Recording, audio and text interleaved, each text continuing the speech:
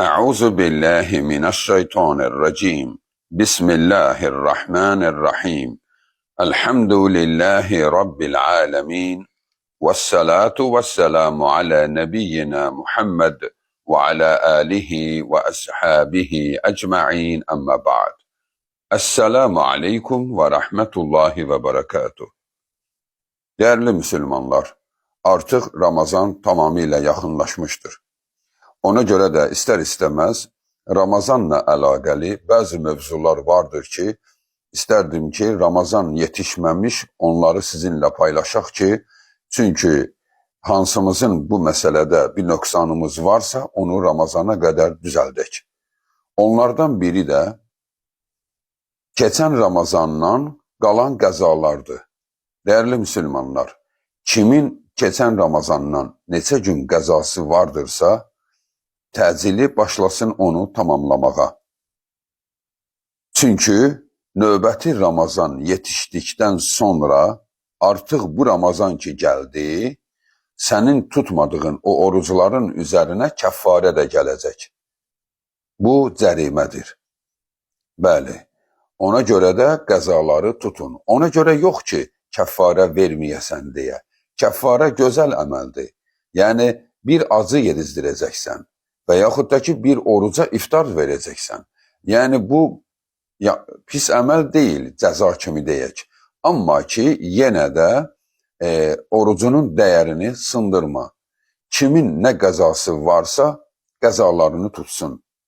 Ayşə radiyallahu anha buyurur ki, Şaban ayı gələndə, yəni hal-hazırda biz Şaban ayındayıq.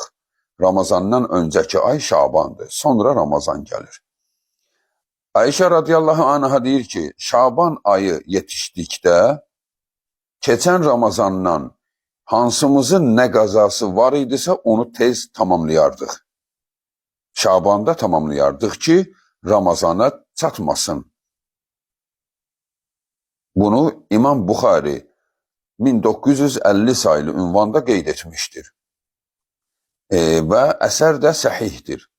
Deməli, Şabana qədər məsələni, Şaban ayında ən sonu bura qədər gecişənlər bunu tamamlasınlar. Burada əgər bir insan üzür səbəbi ilə, yəni hadisə baş verib, ya bədənində bir xəstəlik vardır və yaxud da ki, ola bilsin, misal üçün hərbi xidmətdə olub və yaxud da ki, digər bir səbəb olub ki, tuta bilməsə əgər Ramazan yetişsə, o zaman ona kəffarə yoxdur, yalnız qəzası var. Neçə gün yeyibsə, həmən gün sayı qədər qəza orucu tutacaq. Amma bu səbəblər olmadan, sadəcə olaraq səhlənkarlıq, tənbəllik səbəbi ilə o qədər yubatdı ki, Ramazan gəldi, çatdı, bax, belə olduqda Ramazan orucunu tutur, Ramazandan sonra bu orucun həm qəzasını tutur, həm də kəffarəsini verir. Kəffarə, deməli, əvvələn tövbə etməkdir. Tövbə edir ki, Allahım məni bağışla, sənin borcunu bu Ramazana qədər verə bilmədim deyə tövbə edir və sonra hər bir gün üçün bir nəfəri yedizdirir. Elə onu Ramazan ayında da etməsi daha gözəldir ki, oruc adamı yedizdirsin.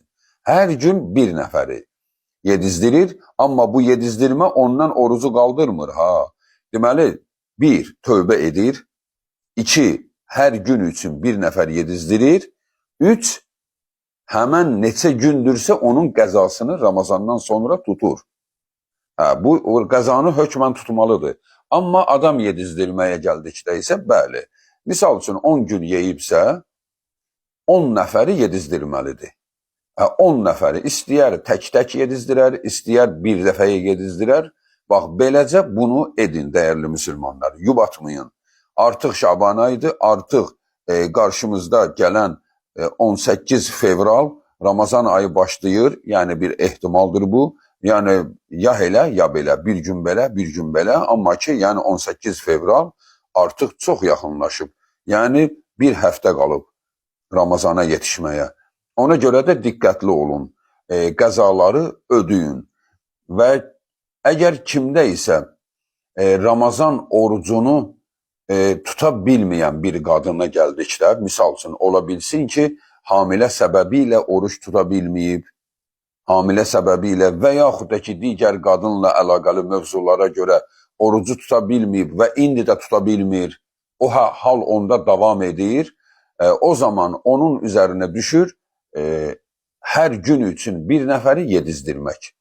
Yəni, çünki ana övlad yedizdirirsə, süd verirsə, əgər oruç tutsa, südü azalırsa, o zaman o orucu tutmur, kəffarəsini verir. Kəffarəni də verərkən 30 nəfəri bir yerə də toplayıb verə bilər və yaxud da ki, hər gün bir nəfərə və yaxud da ki, 3-5-5 beləcə 30 nəfəri bir ay tutmayıbsa, bir ayı tamamlasın. Yəni, borclarınızı tamamlayın, növbəti şərəfli ay yaxınlaşır. Ramazana qədər bütün bu məsələləri qaydasına qoymaq lazımdır. Burada Ramazanın qəzasını tutmaq və bir də kəffarə verməkdə elm əhli ittifaq ediblər. Yəni, İmam Şafii, İmam Əhməd, İmam Əbu Hənifə, üzr istəyirəm, Əbu Hənifədən başqa, İmam Malik, bunlar orucu tutmaq və kəffarəsini də vermək deyiblər. Yalnız İmam Əbu Hənifə kəffarə verərkən qəzanı görüb. Deyib ki, yedizdirməyə ehtiyac yoxdur. Çünki Allah Subhanahu Qur'an-ı Kərimdə orucun qəzasını tut dedi. Yəni, yemək deməmişdi. Amma ki, sahabələr bunu ediblər. Daha doğrusu elm adamları bunu məsləhət biliblər. Və bunun üzərində ittifaq ediblər ki, yedizdirmək də şərtdir. Ona görə də biz elm əhlinin çoxluğu, yəni ittifaqı, yəni 4 elm əhlindən 3-ü yedizdirməyi vacib görmüşdür. Ona görə də yəni bu ən etibarlı olanıdır. Belə dəyərli müsəlmanlar və zaman-zaman buna bənzər mövzulara toxunacaq ki, Ramazanla əlaqəli elmli olaq, Ramazan yetişəndə Ramazanı daha Allahın istədiyi formada tuta bilək. Vəssalamu aleykum və rəhmətullahi və bərəkatuhu.